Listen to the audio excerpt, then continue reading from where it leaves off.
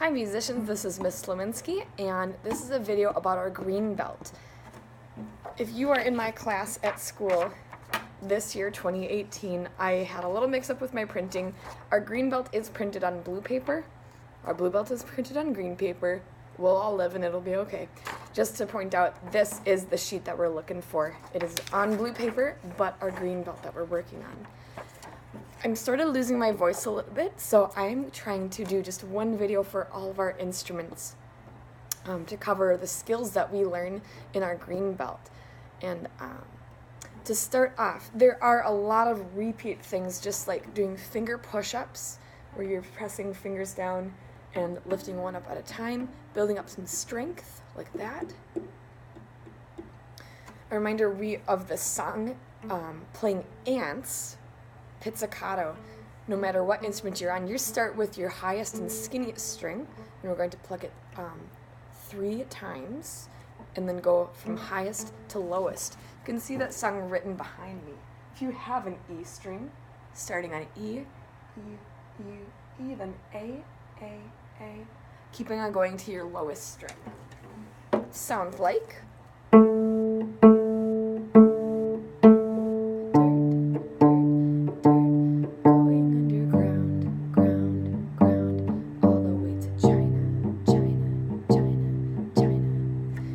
violin, you are starting on your E string.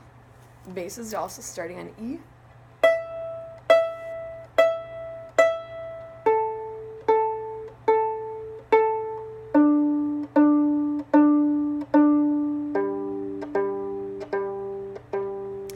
Now, do you remember the song Flying Ants? We're going to use that one today too, both pizzicato and arco, using our bow. Try it. So here's what our flying ants looks like.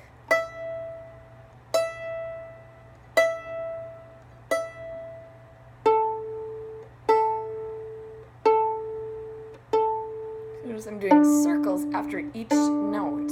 My hand flies away and then re-lands. Okay. So we're going to do a couple of variations with that too. If we wanted to do that, we could actually do that same thing, flying ants arco. It would look like this.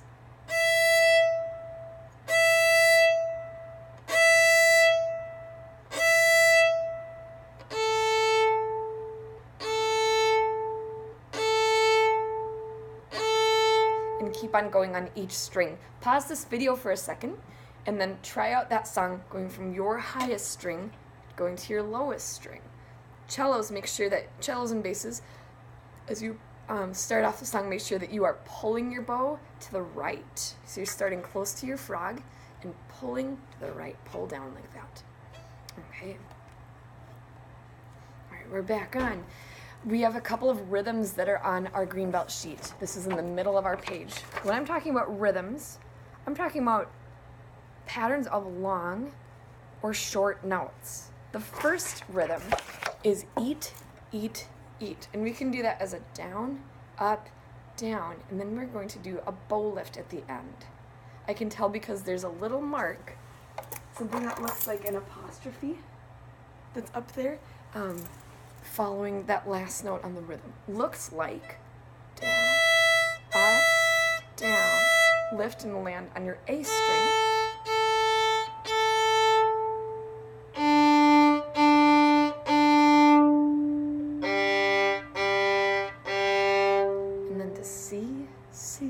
C, if you have a C string.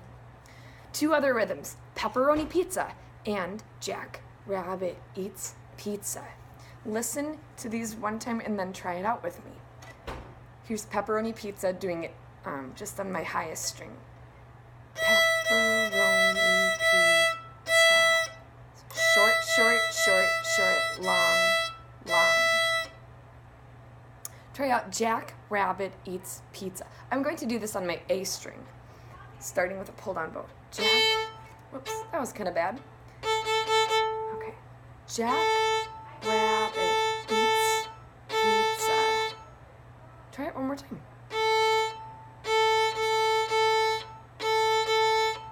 So you can hear, I'm working on getting a nice sound while I'm doing this. That's why I restarted. And each time I'm very quickly checking that I'm using my best bow hold so I can get a good sound while I am doing bow lifts right now and crossing strings. Crossing strings just means going from one string to another. Sometimes we do it really fast.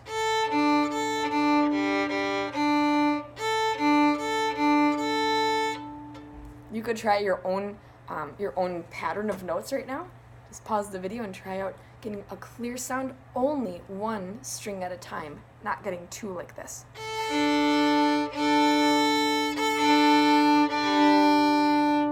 We don't want to do that right now. Okay. So that's going through some of our rhythms that we can do in class. We've also been writing some rhythms. If you want to try this out, the idea is that the slow note is worth 1 count.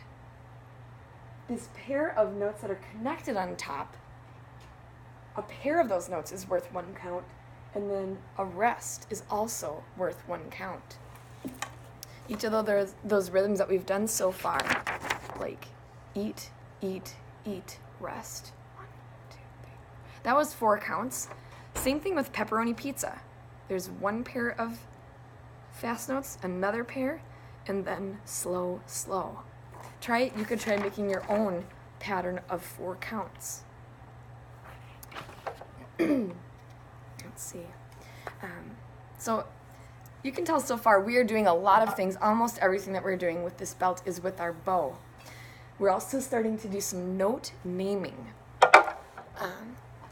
Just to get a brief overview of where we're going, we're going to look over here. If you have done any note studying at all before, this one in blue is probably the one that looks the most familiar to you. And if you've done recorder, if you play violin, or if you sing, this clef up here is called the treble clef, and this marks music for high instruments like a recorder, violin, or voice. Okay. That's all good and fine, but some of us play viola, and we use the alto clef that's right here. We have a different set of note names that we're going to be working on memorizing. And if we play cello or bass, or some other low instruments like the tuba and trombone, those use something called the bass clef that we see right here. Let's bring our eyes back over. If you play violin, you can keep in mind the notes that are on lines, like have a line going through the middle, go every good boy does fine. Our spaces, we can use the idea face for the spaces. We also use the note that is looks like it's dripping off the staff. That is our open D. Okay. We will be using D and A strings today. We'll see space notes on our last page that we'll do. For violas, our lined notes, notes that have a line going through the middle, use face G to spell them out. And then spaces, good boys do fine always. We'll come up with a new one next time. If you play cello or bass, line notes, good boys do fine always, spaces, all cars eat gas. There you go. Those are some helpful tips to name some first notes. And don't worry about memorizing them today, but worry about memorizing them next week. We'll do a lot of work with this with our blue belt. Why do we need to know those things? We'll be writing some music this year where we want to tell people what note to play. In our book, the author tells us what note to play. I'm looking right now in a cello and bass book. Or I guess this is really the cello book. So I'm going to look at a song on page 17. I notice that my first note is on the highest line. Using my cello note name helper, I can tell that that note is an open A. On this page, you're only using open A or open D. So I'm going to make one more video that goes through the songs that are in page 17, but what we've gone through in this video is the main idea, a lot of things about using our bow, bow lifts, smooth sound when you're going on multiple strings. We'll see you for our next video, Green Belt Part 2.